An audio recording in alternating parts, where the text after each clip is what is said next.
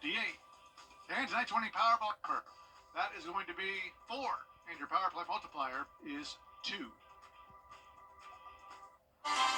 Today was the Viper 6 alert day, and it continues into Thursday as we'll still have that threat of flooding, more rain expected. We already picked up around 8 inches in some places.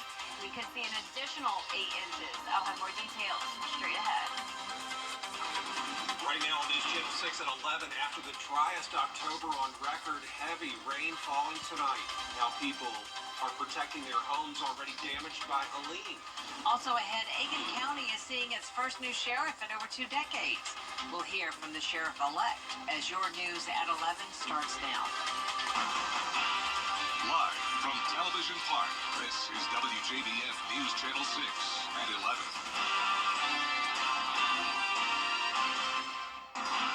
Good evening, everybody. I'm Brad Means. And I'm Jenny Montgomery. Thank you for joining us. We will get to those top stories in just a moment, but first we want to take a first check of the forecast and all this rain. Yeah, Chief Meteorologist Jenna Petracci told us it was going to happen, and since we last heard from you at 6 o'clock, a ton of rain's come down. Jenna? Yeah, it really has. I mean, this rain is no joke. These totals are quite impressive over there in Aiken and Barnwell County. You're looking at around 6 to 8 inches of rain along the border of Aiken and Barnwell, Williston and Elko, New Ellington, Aiken, all included in this. So we also have a few flood reports that came through around downtown Aiken. That would be in Hopeland Gardens and also around Whiskey Road. There's been significant flooding over there. And you can see here down in our southern line counties as well, also seeing several pockets of 6 to even 9.4 inches of rain around Garfield, around 7 to 8 inches pretty much across all of Jenkins County. It's not the entire CSRA that's dealing with this flooding, though. Notice north of I-20 in places like Lincoln, McCormick, Wilkes County, we're talking just a half an inch to 3/4 of an inch of rain, so completely different situation up there. Same thing in places like Hancock County, Washington County, Augusta and Burke County sort of in between, picking up around 2 to 4 inches of rain, but no major flooding concerns there, at least as of now. We do have a flood advisory still for Jenkins and parts of Screven County, a flash flood warning, which is more extreme for parts of Barnwell and even a slither of Aiken County. Also, the Ogeechee River here around Midville is flooding, so that is also in effect for parts of Jenkins and Burke County. Here's the latest on radar. Pretty much the entire CSRA covered with the rain tonight. And you can see the heaviest pockets are in our southeastern counties, Barnwell, Bamberg, Allendale, and over down towards Jenkins and Screven.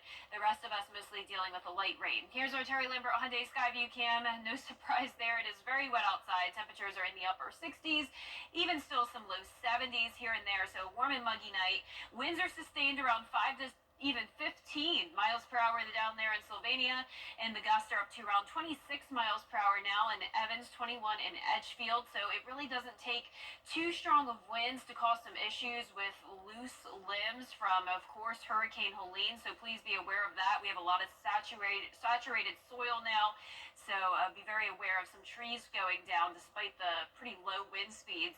We already received up to 8 inches of rain, additional rain on the way. The flood watch continues until tomorrow evening. So coming up, I'll have a look at your futurecast and everything you can expect for the rest of the week. But back to you, Jenny.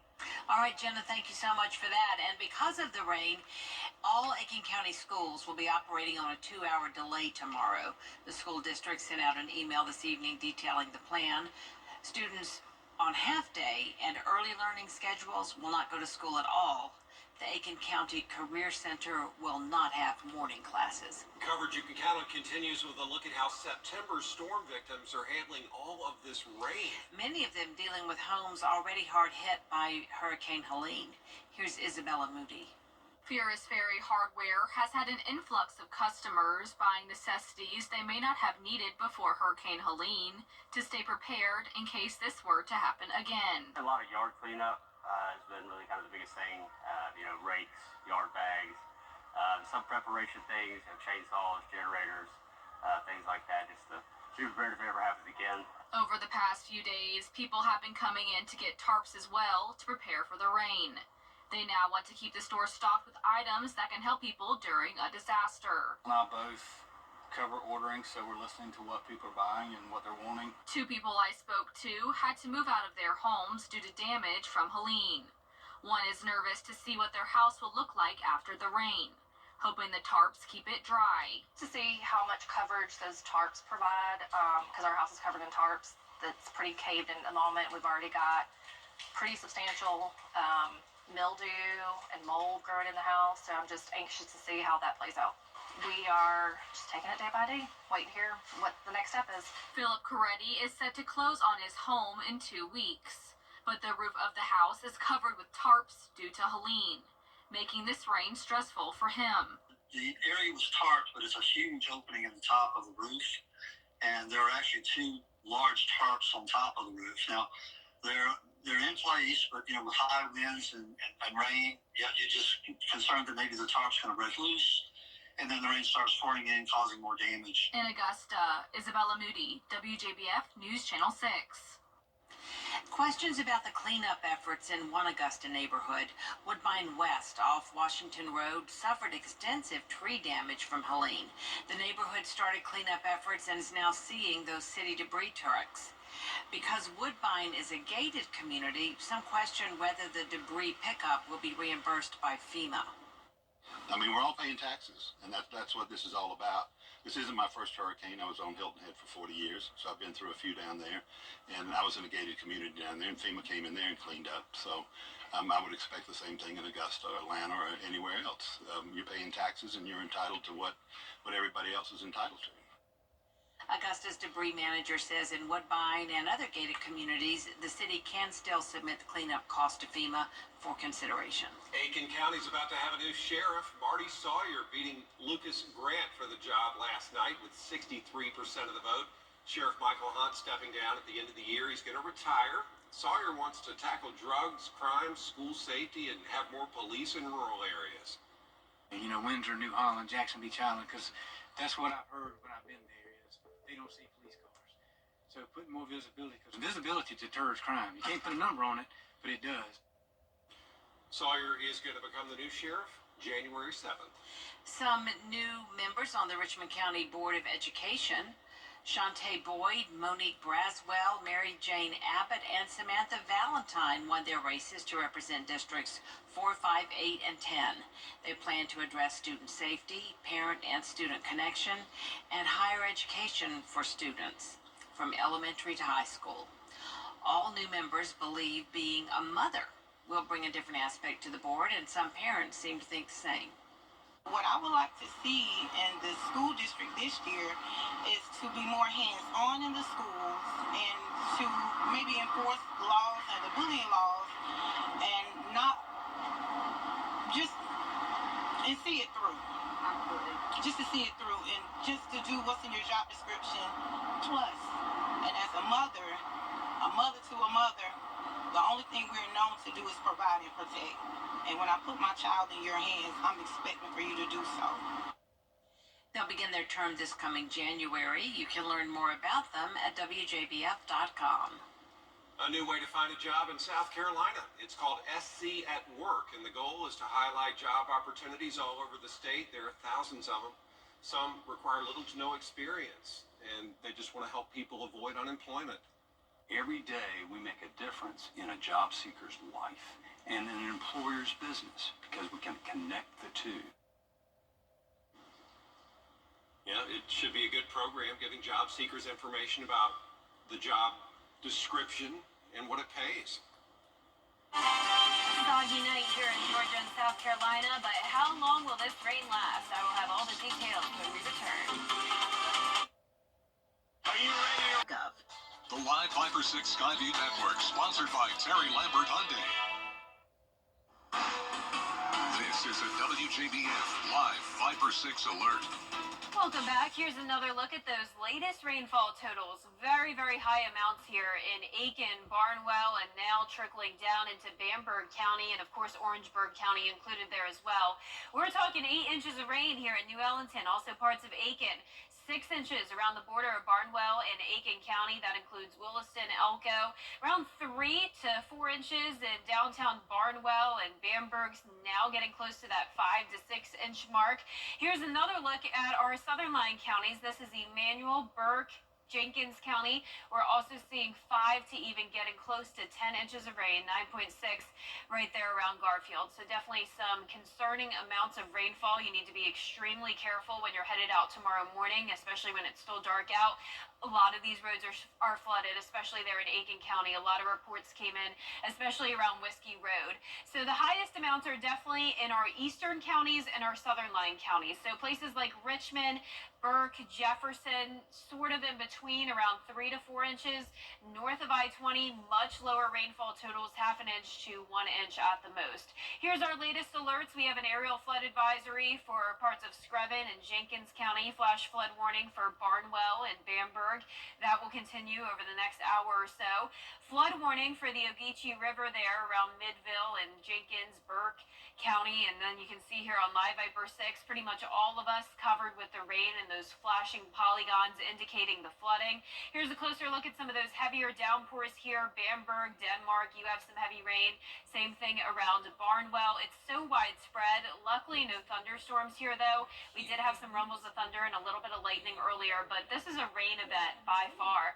Our Terry Lambert Hyundai Sky VPM definitely showing us some wet roadways out there at the Amentum Center. 69 degrees, north wind of 3 miles per hour, so the winds are pretty light. Upper 60s to low 70s for our temperatures. It's really just Georgia and South Carolina and a little bit of North Carolina dealing with this swath of rain. Stationary front out to our west, and then of course Hurricane Raphael down to our south. This made landfall earlier today in Cuba as a major hurricane, extremely rare for this time of the year. Raphael is responsible for all this tropical moisture coming in, bringing us that rain here in Georgia and South Carolina. So we are all ready for hurricane season to end, that's for sure. Luckily, this one won't be directly impacting us. It's going off towards the west, and it will be weakening very soon. Tomorrow, we'll still have a high chance of flooding, especially in the county shaded in red here. So we already picked up, as you saw, some places close to 10 inches of rain. We'll have an additional round of around 4 to maybe even 6 to 8 inches of rain in some of our southern line counties, so still a concerning threat of flooding tomorrow. Tonight at midnight, here's the latest on what it'll look like on our futurecast. Notice our western counties pretty much getting spared here, other than some spotty shower activity, but by 8 a.m. Thursday, all of that heavy rain still around Burke County down to Screven, Allendale. It does look like it will continue at least until lunchtime. By 6 o'clock Thursday evening, though, things will definitely start to improve. So here's a look at the broad perspective here. So we're seeing rain throughout the morning on Thursday and then even into the first half of the afternoon. Then it will just be a few light showers late Thursday night into Friday. Still mostly cloudy skies, some fog in the morning, and temperatures staying warm. So mid to upper 60s for us tonight. Highs tomorrow will be in the mid 70s. Here's your 10-day forecast. We're going to see just a 20% chance of rain this weekend. Pretty cloudy skies. Temperatures will stay in the 70s to start next week, but then we will see a pretty steep cool down. More rain next Thursday, and that'll be followed by those cooler temperatures. All right, thank you so much, Jenna. Well, even after the driest October on record, the rain is a concern with all of the roof damage from Helene. Many homeowners are trying to get tarps and other roofing materials to cover areas of their homes damaged by fallen trees and other debris. Roofing companies advise you to make sure that any tarps on your house are secure. Still ahead, the current and future president planning. 365, only on News Channel 6.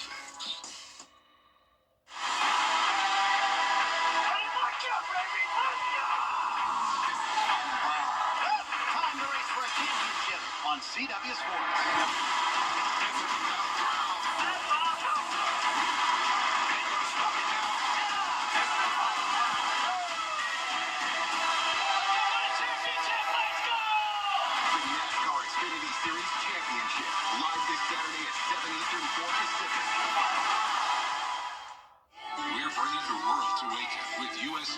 Cultural Series at the Etheridge Center.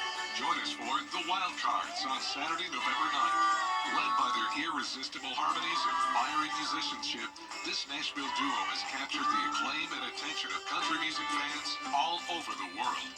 USC Aiken's Cultural Series. For tickets, visit etheridgecenter.universitytickets.com or call 803-641-3305. The Scholar Athlete Awards are brought to you by Jefferson Energy Cooperative, Rebath of Augusta, McDonald's, and WJBF News Channel 6.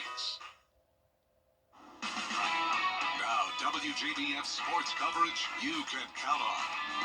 The Augusta men's basketball team is preparing for their season opener this weekend, and after 2 exhibition losses, the Jags are looking to start the year in the win column. After the team lost on the road to Clemson, they hosted Emory for an exhibition match where they lost 81-76. Head coach Dip Mitras feels confident that those losses helped inspire his guys to get to work, and he hopes this weekend will help him get a clearer picture of where his team is at. We had a lot of question marks, but we think we fixed some of them in the last couple of days in practice. The good thing is we've challenged our team to change some of their ways, and we told them before our last exhibition we're coming back Sunday and practicing twice, and they responded well to it. But right now, I said, when we start playing games for real, I don't play people just to play them. And it's a challenge for every coach, but especially when they're young and not playing, how they work and they keep working, and there'll be opportunities throughout the year. Augusta opens the regular season in the 45-second Classic on November 8th and 9th in Wilson, North Carolina. They'll take on Mount Olive on Friday and Barton College on Saturday. Over in the NBA, the Atlanta Hawks hosted the Knicks on Wednesday as they look to get back into the win column after falling to the Boston Celtics. Second quarter, down by 4, top draft pick Zachary Rizichet gets the steal. He'll pull up just outside the current and drain the 3 to make it a 1-score ball game. Later on, clock winding down, Trae Young drives, he steps back and hits a deep 3. Atlanta takes a 4-point lead into the break. Jumping ahead to the 4th, game tied at 103 with 5 minutes to play. Young can't get it to fall, but Capella is there with the putback. Hawks lead by 2. Then 2 minutes to go, down by 5. Daniels fires it out to Jalen Johnson in the corner. Hawks pull within 3. Young then will find Zachary Rizichet over the middle for the mid-range jumper, and we're tied at 110. Riz had a team-high 33 points on the night as the Hawks would go on to get the win 121-116. They'll now hit the road for a Friday night matchup with the Detroit Pistons. Tip-off is at 7 p.m. Every week, we honor an exceptional athlete who is also a leader in their school and in their community. This week's WJBF Scholar Athlete is Blackville Hilda's Anastasia Bieber. Anastasia is a 4-sport star for the Hawks, playing volleyball, basketball, track, and cheer, where she's captain of the volleyball team and placed 6th at state in the 4x100 meters. In the classroom, she is the student council president, ranked 8th in her graduating class, and is a member of the Future Business Leaders of America. Her parents and coaches say it's been so fun to watch her get involved and become a leader. It's really an honor. I just want to thank God, my coaches, my family, my friends, and especially my parents for just keeping me striving to be the best person that I am. I've made a lot of friends for the past 3 years since I've been playing sports. It was truly amazing. I thank God and her coaches for sponsoring her for this award. It was a surprise. When she came and told me she wanted to play sports, I was like, okay. And then she got in every sport. So I've seen her grow academically and physically through her sports. And I'm very proud of her. I tell her all the time, and I tell her and everyone how proud I am of her. Very proud. My mother does a real fine job with her and everyone else. I'm so grateful for everyone. I'm so happy for her and excited. She's a great student athlete, really supportive of her teammates, classmates. She's over a lot here at the school, student council, I believe. So Anastasia's very involved, and we just love her here. I mean, it's more of leadership. The humility that comes with it. So even though she does well, she is the region champion 2 consecutive times. So I mean, she brings a lot to the table. I think she's grown as a leader. She's grown as a student, as a person. Character-wise, she's grown. So I think all of those things are going to make her become very, very successful. Anastasia hasn't picked a college just yet, but she plans to run track in college while majoring in exercise science in the hopes of becoming an athletic trainer. A huge congratulations to Anastasia Bieber and her family. And finally, it is time to vote for your Football Friday Night Player of the Week. Here are this week's nominees: North Augusta's Corey Tillman, Warren County's Kosa Pender, Burke County's Sean Vandiver, Briarwood Academy's Cutler Fleming, and Barnwell's Nehemiah Brown. You can vote once per day, and voting will close Friday night at 11 p.m. We'll announce the winner on Football Friday night at 11:35 p.m. Head over to WJBF.com to cast your vote. And that does it for sports. At Tile Center, our passion is for people and the living space they share. We totally understand that your home is a big part of your life, and our goals are to inspire your creativity. We'll help you feel comfortable about transforming your living space into a showplace you can be really proud of.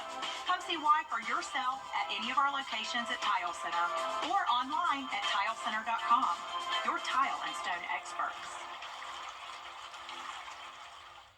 Right now, The Vera Show, Thursday at 12:30 on News Channel 6. The The Viper 6 alert day continues into Thursday as we still have a high chance of flooding. The flood watch goes until 7 p.m. on Thursday. A warm and muggy day for us. Lower rain chances into the weekend with mostly cloudy skies. Well, finally tonight, undersea explorers who thought they found Amelia Earhart's plane in the Pacific Ocean are finally getting a closer look at it. And guess what? They say it turns out it was just a rock. You're looking at the original sonar images taken near a remote island about halfway between Hawaii and Australia. And that's the area where experts believed Earhart and her navigator had to ditch their plane. That was back in 1937. The man leading the exploration team says he is, as you might imagine, super disappointed. Just a rock. And the mystery continues. Yeah, it does. That is our report for now. Thank you so much for watching. We do appreciate it. We hope you have a good night.